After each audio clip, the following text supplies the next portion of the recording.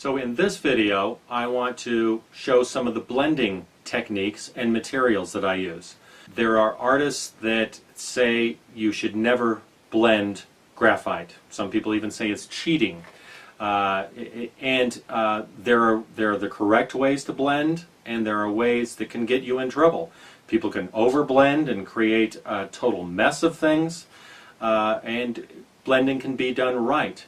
Blending is just a tool that you can have in your arsenal of tricks that you use to make things look realistic, that when done correctly, you can get more interesting textures, you can get softer values, you can create more realism. Even if realism isn't your goal, you can do more things with more tools than you can if for some reason you say you're not going to use all the tools that are available to you. To me, there are no rules in artwork.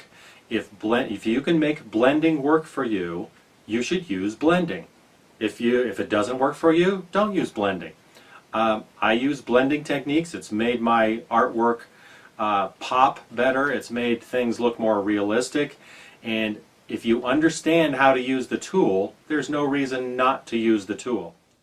You may already be familiar with some blending tools, and I'll start off by showing you some of the ones that are more common, beginning with a stump.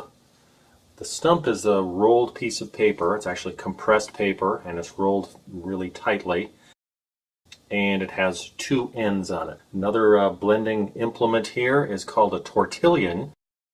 It is usually smaller, and it only has one end on it, and it's not compressed paper, it's just rolled paper that's very, very tight. First of all, you have to be pretty careful with these blending tools because they can damage the paper. Especially the tortillon here has a fairly hard tip on it. If you're not careful when you're blending, you can damage the tooth of the paper, and once that's compromised, it can't really be fixed. You can sometimes never be able to get back to a very nice smooth texture once you've damaged the paper. First of all, when I'm blending with a stump or a tortillon, I only blend in one direction. I don't go back and forth. And let me show you the reason for that. I'm just going to load up a stump here with a dark value so you can see this better. If I go back and forth, every place I start and stop, it's going to be a little bit darker than where I am on the move here. Let me demonstrate that here. Just going to make some zigzags here. Now hopefully you can see that it's much darker on the edges here than it is in the middle. And that has to do with a lot of the starts and stops you do.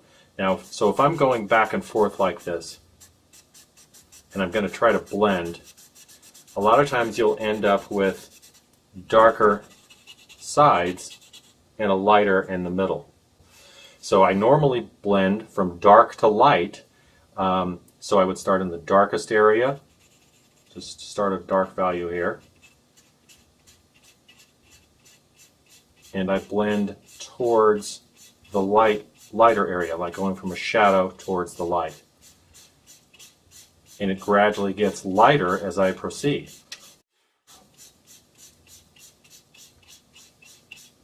If I was to use back and forth strokes, the area over here on the right is going to be just as dark as the area on the left. People use blending also if you have pencil lines on your paper and you want to blend them away. I also just go in one direction with those as well. And the most important thing is to use a light touch. See, I can blend those strokes away to where you can barely see them if I use a light touch. Some people think that you have to push very hard with any kind of blending tools to move that graphite or charcoal over. Actually, what happens if you push really hard, you grind those pencil lines into the paper and they won't come out. I'll just show another little example here of the pencil lines next to it here. Separate them a little so this will be easy to see. Now if I'm going to push really hard with this stump here, they don't tend to blend out as well. I'm just grinding those darker lines into the paper, and you also end up with start and stop marks too. So use a light touch. Also, using a light touch means that you can manipulate these values later. After they're blended, you'll be able to come in with a kneaded eraser or some of the other erasers I have. If it's done light enough, you'll be able to come back in and manipulate that. If you push down really hard, it's not going to come out nearly as easily. Now, the other blending tool that a lot of people are familiar with is a tortillon, and I treat it the same way as I do a stump. I don't use back and forth strokes. This is actually rougher on your paper than if you were to use a stump. So many times in my workshops, I see people that are they get used to using a tortillon, and they just really damage that paper. You hear lots of scratchy noises like that, and the paper can actually end up getting damaged to where when you try to go over it with something else, that part of the damaged paper ends up being not acting like the rest of the paper. Another thing I want to mention about both a tortillon and a stump is they have fairly small points on them. So if I'm going to draw a large background of some kind, or if I'm going to put even shading in a face, like on the side of the face where the majority of it is dark, and you want a nice smooth tone, the last thing I would use is something that has a very small end on it. This would be like trying to paint your house with a tiny watercolor brush. You're not going to get a nice even tone anywhere with this. I try to pick something that is suitable for the subject I'm drawing. Using this to draw an entire black background would just be a waste of time. One other thing I want to show you with a stump and a tortillon, to help avoid pushing too hard and damaging the paper, what I normally do as soon as I get a stump, I'll get a brand new one here, I'll take it off to the side of the paper and I'll sort of smash the end a little bit. I'm not pushing straight down on it, that would just smash it all in there. I'm just kind of softening up that end a little to where it's a little bit more pliable and can move back and forth. This just creates a softer tip. Now, don't do it on your paper like I'm doing here. I just want you to be able to see it on the camera.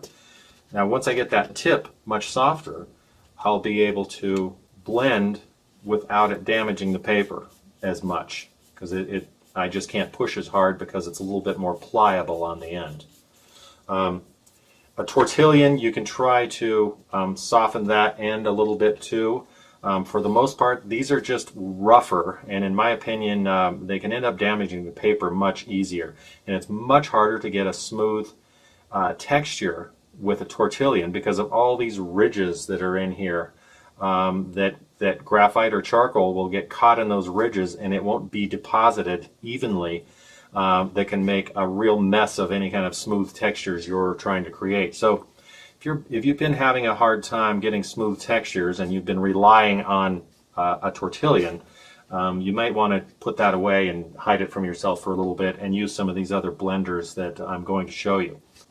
Anything that you can use for pastel blending, you can use for charcoal or graphite blending. So there's a lot of these little tools that have little foam tips that you can buy in art stores that make excellent blenders, and one thing about them is they're much softer than a stump or a tortillon, and you won't damage the paper as much. Getting back to the tortillon for a second, if you do happen to push down and use it on its very tip, it'll have a tendency to collapse like that. You just notice how it's not as sharp as it was before, and then this is actually an even harder tip, which can damage the paper. If that happens, get yourself a paper clip and straighten it out. You can put this right in the end of the tortillon and push it out again, and you have a brand new tortillon. But even though you can fix these, try not to have that happen. If you're using it on the point, you're using it incorrectly, and you're probably damaging the paper. Now I want to show you a few other blending tools that I use that aren't quite as common. The first thing I'm going to do is cover up my paper so I don't get any oils from my hands on there.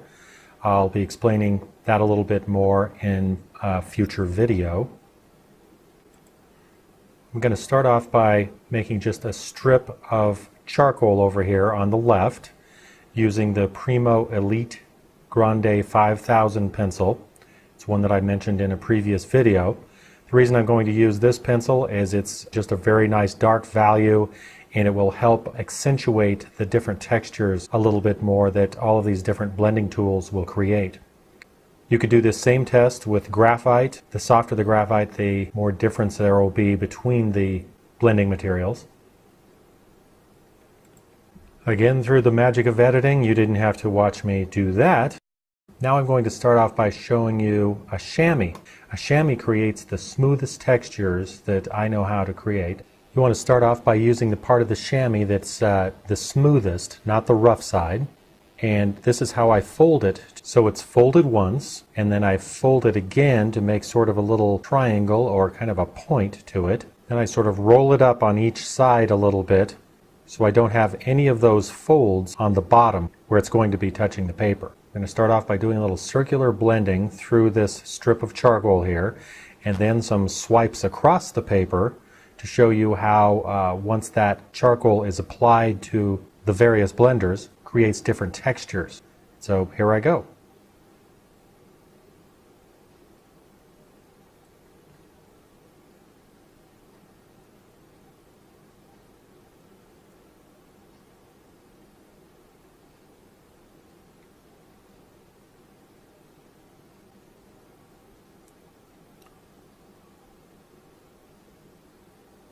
As you can see, that makes a pretty nice smooth texture there.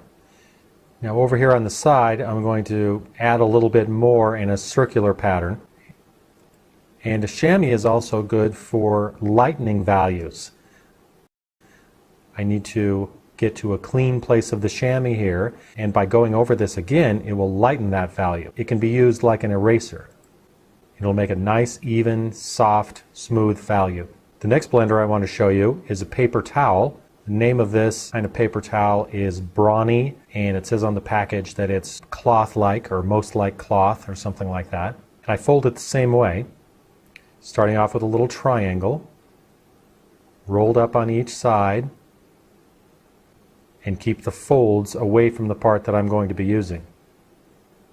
I'll do the same test here.